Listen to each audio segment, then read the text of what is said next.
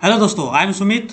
आप लोग का वीकली मार्केट एनालिसिस वीडियो में स्वागत है। तो आज हम लोग देखेंगे कि हमारा मार्केट कहाँ मोमेंटम कर सकता है। इसी के साथ साथ हम देखेंगे कि वो कौन कौन से स्टॉक है जिसमें हम लोग ट्रेड कर सकते हैं। जैसा कि हम लोग देख रहे हैं कि निफ्टी का चार्ट खुला हुआ है, तो हम सबसे पहले वीकली टाइम फ्रेम पे इसके लेवल्स निकाल लेते हैं। तो जैसा कि आप लोग देख रहे हैं कि निफ्टी 2 वीक से अपसाइड मोमेंटम कर रहा है और इसने रिसेंटली अपने एक रेजिस्टेंस पॉइंट का ब्रेकआउट दे चुका है और निफ्टी के पास अपसाइड में थोड़ा स्कोप है ऊपर जाने के लिए, ऑल टाइम हाई के लिए भी। तो निफ्टी वीकली टाइम फ्रेम पे थोड़ा पॉजिटिव ही हमें लग रहा है। तो हम directly one day time frame पे चलते हैं। वन डे टाइम फ्रेम पे भी आप लोग देख रहे कि 18,000 का लेवल है जो एक निफ्टी के लिए एक रेजिस्टेंस की तरह बिहेव कर रहा है। तो हो सकता है कि नेक्स्ट वीक मार्केट इस 18,000 के लेवल को तोड़ के अब किसी अप साइड मूव कर जाए। तो डायरेक्ट 50 मिनट पर जाके इसके लेवल्स निकाल लेते हैं। तो लास्ट ट्रेडिंग सेशन में सेकंड हाफ में एक निफ्टी इसी जोन में फंसा हुआ था। इस जोन को मार्क कर लेते हैं। जब भी निफ्टी जोन के बाहर अपना ब्रेकआउट या ब्रेकडाउन देगा तो हम इसमें ट्रेड करेंगे। तो डाउन साइड के हमारा पहला सपोर्ट पॉइंट ये रहेगा, सपोर्ट जोन जो 17,720 के आसपास है। वो सेकंड है लगभग 17,000 के आसपास। ये हमारी दो सपोर्ट जोन है जहाँ पर निफ्टी अगर गिरता है तो यहाँ से सपोर्ट ले सकता है। और अप साइड का हमारा पहला टारगेट ये रहेगा और दूसरा target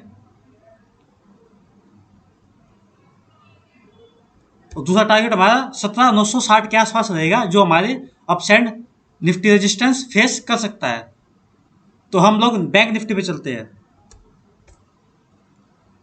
bank Nifty weekly time frame पे निफ्टी के मुकाबले बहुत ही ज़्यादा बुलिश है। जो लास्ट हफ्ते से मैं बोल ही रहा था कि बैंक निफ्टी ज़्यादा बुलिश है, इसमें स्विंग ट्रेड एक्टिवेट करना सही रहेगा।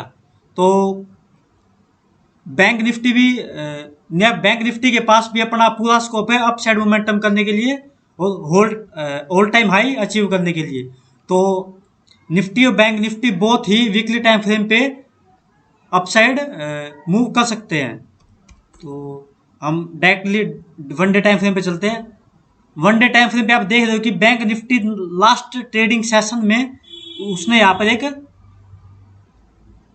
एक डोजी टाइप का कैंडल बना दिया है अपने बीच में, कहीं पर ना तो कहीं सपोर्ट पे है ना कहीं रेजिस्टेंस पे है। तो इसके हम बोथ साइड लेवल्स निकाल लेते हैं। सबसे पहले मैं अप साइड का ये लेवल मार्क कर लेता हूँ।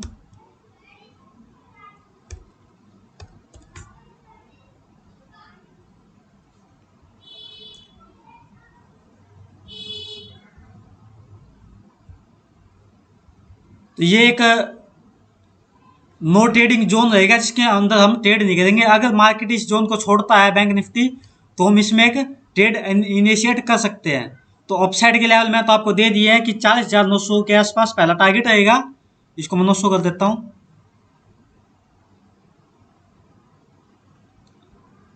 तो अगला टारगेट है हमारा 41,290 है लगभग। ये हमारे अपसाइड के टारगेट रहेंगे।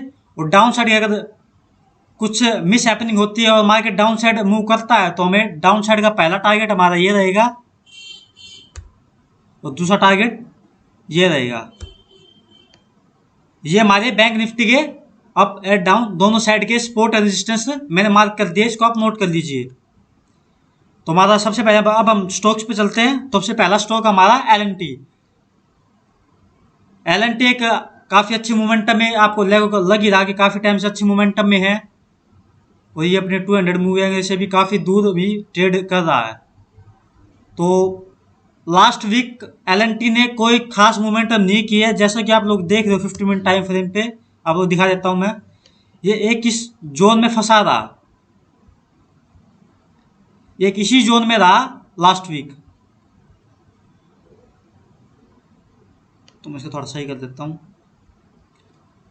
तो अब एल जहाँ भी ब्रेकआउट या ब्रेक डाउन देता है तो एक अच्छा मोमेंटम दे सकता है। तो इस पे लोगों को हमें नजर रखनी है। तो इसके हम लेवल्स निकाल लेते हैं। सबसे पहले मैं शॉर्ट साइड के लिए लेवल निकाल लेता हूँ। ये हमारा शॉर्ट साइड का जोन रहेगा। इसको बढ़ा देता हूँ बुक्स को। ये शॉर्ट साइड में हमारा पहला सपोर्ट लेवल है जहाँ से LNT सपोर्ट ले सकता है। अगर सपोर्ट नहीं लेता और इसके नीचे क्लोजिंग दे देती 15 मिनट की कैंडल, तो हम डायरेक्टली इसमें शॉर्ट करेंगे और हमारा पहला टारगेट 1918 का रहेगा और दूसरा टारगेट 1900 लेवल का रहेगा। और अपसाइड में जब तक इस लेवल के ऊपर क्लोजिंग देती है 15 मिनट की कैंडल, हम लोग इसमें ट्रेड नहीं करेंगे। और इसके ऊपर ट्रेड करता है तो हमारा ऊपर का टारगेट 1972 है और अगला टारगेट है 1980 के आसपास। तो ये हमारे LNT के लेवल्स है जिसमें आप ट्रेड कर सकते हो अगर आप लोगों को ब्रेकआउट या ब्रेकडाउन मिलता है तो। अगला स्टॉक हमारा एक्सिस बैंक। जैसा कि आप लोगों को पता है कि बैंकिंग सेक्टर निफ्टी के मुकाबले थोड़ा ज़्यादा बुलिश है, तो बैंक्स भी काफ़ी अच्छा मूव कर रहे हैं। और एक्सिस बैंक भी एक अच्छा ब्रेकआउट के बाद एक पोज कैंडल ले चुका है अपने हायर लेवल पे, तो इसके पास बहुत साइड पोटेंशियल है अप एंड डाउन जाने के लिए। तो हम डायरेक्ट 15 मिनट चार्ट पे जाके इसके लेवल्स निकाल लेते हैं।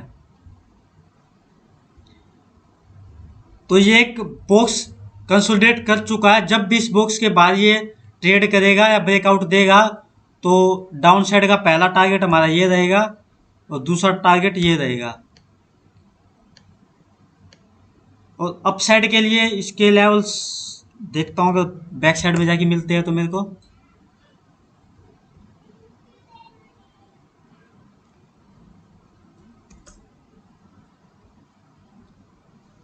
अप साइड में एक पहला रेजिस्टेंस पॉइंट मेरा ये रहेगा 795 के आसपास और दूसरा रहेगा 804।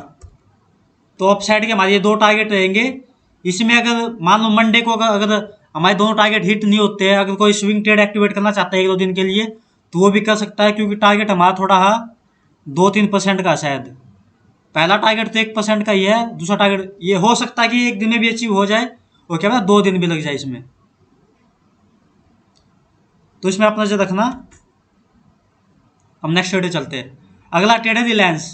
तो रिलायंस में जैसा कि आप लोग देख रहे हो, लास्ट ट्रेडिंग सेशन में इसने एक एनगल्फिंग कैंडल बनाया है। इस एनगल्फिंग कैंडल ने हमारे लास्ट 3 डेज को एनगल्फ कर लिया है, पावर एब्जॉर्ब कर चुका है। तो हम इसको सेल साइड में प्रेफर करूंगा, क्योंकि ये सेल साइड में ही मेरे को ज़्यादा बेहतर लग रहा है।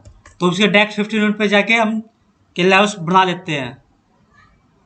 तो जैसा कि आप लोग देख रहे हो कि एक सपोर्ट जोन है जहाँ पर ये बार बार अपना सपोर्ट ले रहा है। अगर मंडे को इस सपोर्ट लेवल को तोड़ के अगर नीचे क्लोजिंग देता है, तो हमारा पहला टारगेट ये रह सकता है 2549 का और दूसरा टारगेट रहेगा 2532 का। तो रिलायंस को मैं आप लोगों के लिए सिर्फ सेल साइड में ही प्रेफर करूंगा, क्योंकि सेल साइड में हाई टाइम फ्रेम पे एक अच्छा लग रहा है सेल करने के लिए। हमारा अगला स्टॉक है TCS मैंने लास्ट वीक बताया था ये कि अपने सपोर्ट जोन पे एक डब्लू पैटर्न बनाया हुआ इसने। तो मैंने बोला था कि अगर इसमें कुछ ग्रीन कैंडल की अगर बनती है एनगल्फिंग कैंडल, तो इसमें हम स्विंग ट्रेड भी एक्टिवेट कर सकते हैं। तो स्विंग ट्रेड का हमारा पहला टारगेट अचीव हो चुका है और दूसरा टारगेट हमारा 3273 का है। तो उसमें हम इंट्राडे देख सकते हैं हम कैसे ट्रेड कर सकते हैं। तो इंट्राडे के लिए मैं लेवल निकाल देता हूँ पहले। तो जैसा कि आप लोग देख रहे हो कि एक रजिस्टेंस पॉइंट था जिसको ये ब्रेकआउट दे चुका है। ब्रेकआउट के बाद में इसने, आप जैसे कि देख रहे हो कि एक रीटेस्ट भी हो चुका है। अगर ये इस लेवल के ऊपर निकलता है तो हम लोग इसमें इंट्राडे ट्रेड कर सकते हो। इसमें पहला टारगेट हमारा ये रहेगा और दूसरा टारगेट ये रहेगा। तो पहला रेजिस्टेंस पॉइंट हमारा 3256 का रहेगा और अगला रहेगा 3273 का। तो ये हमारे दो टारगेट रहेंगे अप साइड के लिए। TCS हम अप साइड ही ट्रेड करेंगे। अगर डाउन साइड अगर ये ब्रेक डाउन देता है तो मैं इसमें इंटरेस्टेड नहीं हूँ ट्रेड करने के लिए। फिर आता टाटा स्टील। टाटा स्टील मैंने आप लोगों के लिए स्विंग ट्रेड के लिए निकाला है, क्योंकि काफ़ी टाइम से टाटा स्टील एक कंसोलिडेशन फेज में चल रहा है।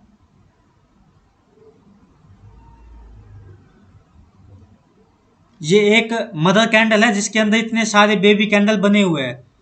अब टाटा स्टील जिस साइड ही ब्रेकआउट देगा तो वहाँ पर एक अच्छा मोमेंटम करने की पूरी संभावना है।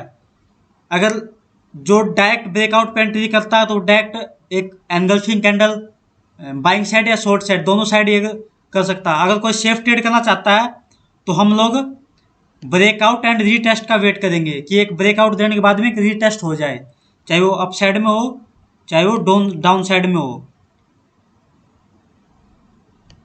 तो हम इसमें डाउन साइड और अप साइड दोनों के टारगेट निकाल लेते हैं। तो अप साइड के लिए मैं पहला टारगेट 113 114 के आसपास रहेगा और दूसरा टारगेट रहेगा 119 का। अप साइड के मेरे 2 टारगेट है और डाउन साइड के लिए हमारा पहला सपोर्ट लेवल रहेगा 98 और अगला रहेगा 93। तो ये हमारा एक स्विंग ट्रेड है जो काफ़ी कुछ 2 हफ्ते के लिए या 1 हफ्ते के लिए चल सकता है, 1-2 हफ्ते के लिए चल सकता है अगर मार्केट वन साइड मोमेंटम में करता है तो ये हमारे टोटल चार इंट्राडे ट्रेड है और एक स्विंग ट्रेड है। तो आप लोग अपने हिसाब से इनमें ट्रेड कर सकते हो। इन लेवल्स को आप मार्क करके रख लीजिए ताकि आप लोगों को आसानी रहे ट्रेड करने के लिए। तो धन्यवाद आप लोगों का इस वीडियो में एंड तक बने रहने के लिए। तो इस वीडियो को शेयर कीजिए, लाइक कीजिए, चैनल को सब्सक्राइब कीजिए ताकि मैं आप लोगों के लिए ऐसी वीडियोज बनाता रहूँ और मेरे को ही आप लोगों के लिए वीडियोज बनाना के लिए मोटिवेट रह सकूँ मैं भी। तो धन्यवाद आप लोगों का, थैंक यू।